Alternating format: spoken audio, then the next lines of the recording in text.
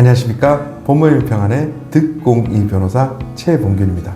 오늘은 지금까지 제 유튜브에서 설명드린 내용들을 종합하여 성범죄 혐의를 받았을 때 어떻게 대응해야 하는지 단계별로 알아보겠습니다.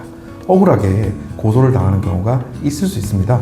이런 상황에서 어떻게 대처해야 하는지, 또 무엇을 조심해야 하는지 하나하나 설명드릴 테니 끝까지 보신다면 혹시라도 예상치 못한 상황이 닥쳤을 때 당황하지 않고 현명하게 대처하실 수 있을 것입니다.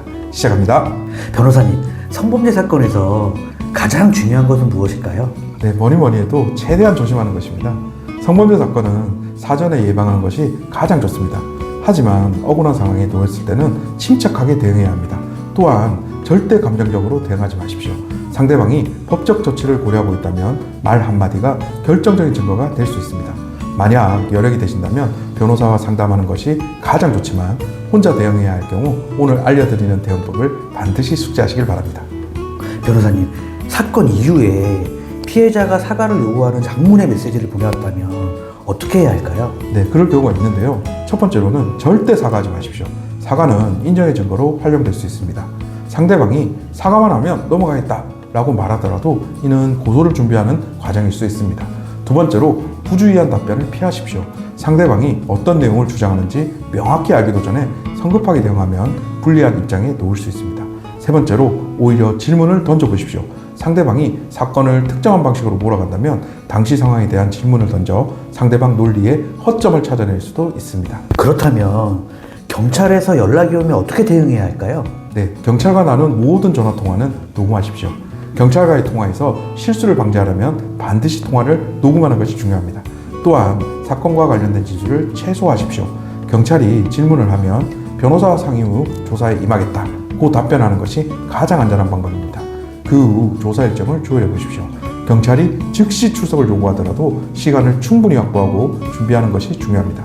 가장 중요한 것은 국가정보 공개 포털을 통해 고소장 정보를 확인하는 겁니다. 자신이 어떤 내용으로 고소당했는지 먼저 파악해야 합니다. 그리고 CCTV나 관련 증거를 최대한 확보해 보십시오. 사건 당일 동선을 떠올려 CCTV가 있을 만한 곳을 빠르게 찾아야 합니다. 마지막으로 사건 타임라인을 정리해 보십시오. 기억을 최대한 정확하게 정리하여 객관적인 기록을 남겨두는 것이 중요합니다. 경찰 조사에서 특히 조심해야 할 점은 무엇일까요? 네, 첫 번째로 유도신문에 주의하셔야 합니다. 경찰이 특정한 답변을 유도할 수 있으니 추측성 답변을 하지 않는 것이 중요합니다.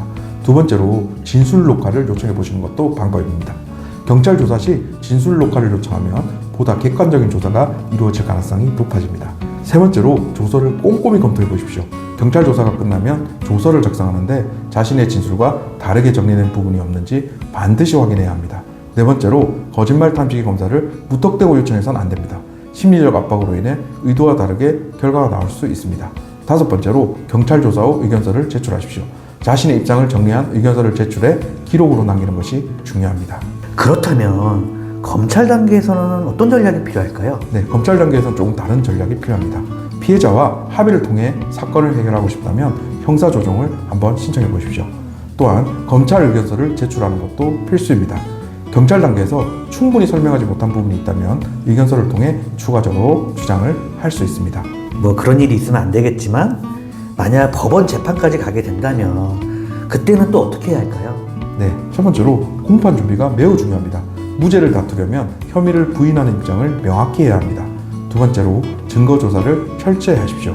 검찰이 제시한 증거 중 유리한 것과 불리한 것을 분석하여 철저히 반박할 준비를 하셔야 합니다.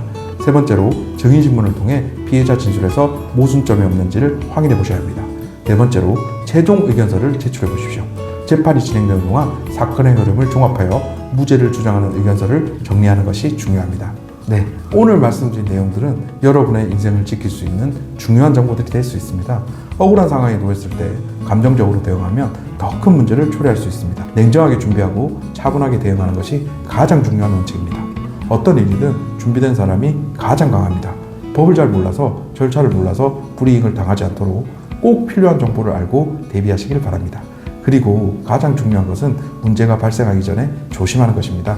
스스로를 보호하는 것만큼 중요한 것은 없습니다. 혹시라도 이 내용이 필요할 것 같다고 생각되는 분이 있으시다면 꼭 공유해 주십시오.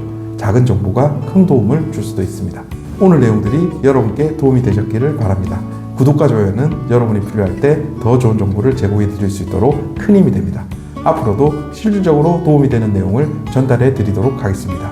여러분의 안전과 권리를 지키기 위해 항상 노력하겠습니다. 끝까지 시청해 주셔서 감사합니다.